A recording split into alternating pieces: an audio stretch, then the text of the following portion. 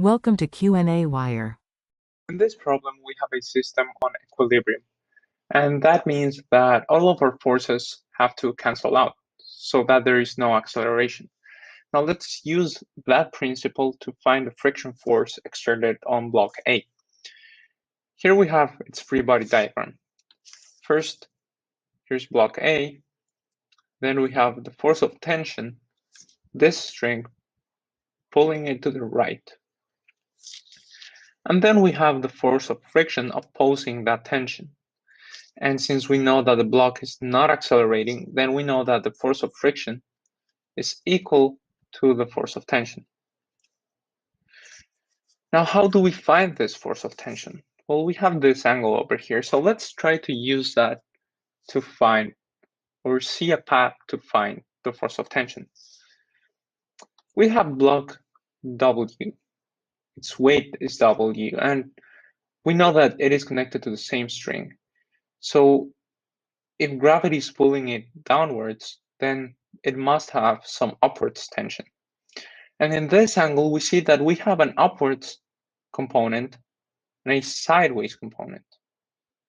So that tells us that this string at an angle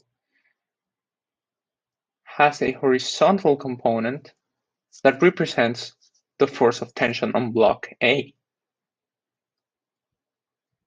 And then we have another force of tension which represents the weight, it is opposing gravity.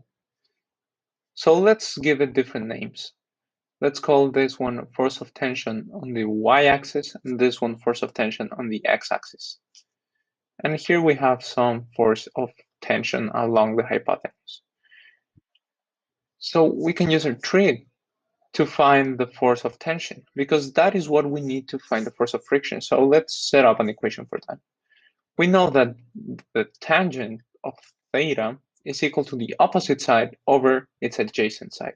So that means that we have this force of tension on the y-axis, but we just said that it is equal to the weight. So let's write the weight over, and we have the adjacent portion, which is the force of tension on the x-axis. And we said that that is equal to the force of friction. So let's write down force of friction instead. Now remember that these are pulling in different directions, but we said that they are equal in magnitude, and that is how we are allowed to put force of friction back in this equation. So now we simply have to rearrange this equation, and we find that the force of friction will be equal to the weight of this block over the tangent of the angle. So that is going to be 12 newtons over tangent of 45 degrees. And tangent of 45 degrees is simply 1, so the force of friction has to be equal to 12 newtons. And that is our final answer. And if we want to be very proper with our answer, we have to say or specify that it is pointing to the left.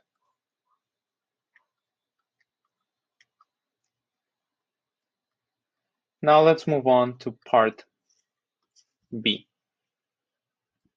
Part B, we want to find what is the maximum weight we could put so that this block remains in equilibrium. Well, we have this equation. We know that it must be fulfilled for block A to stay in equilibrium. But we no longer have the weight equals to 12 newtons as we had previously. So let's rewrite this equation to represent a new scenario. We have the force of friction equal to some new weight that we're trying to find times 10 over tangent of the angle.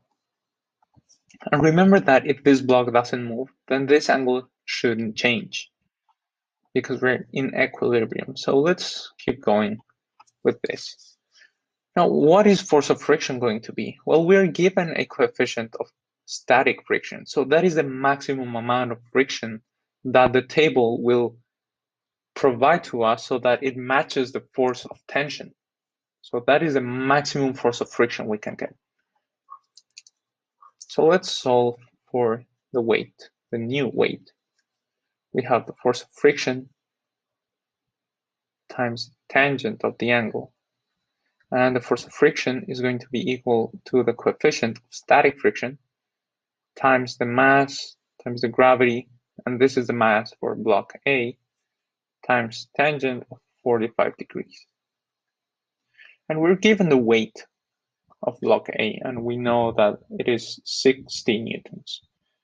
And we're also given a coefficient of 0.25. So let's multiply 0.25 times 60 newtons times tangent of 45. That gives us a new weight of 15 newtons. And that is our final answer.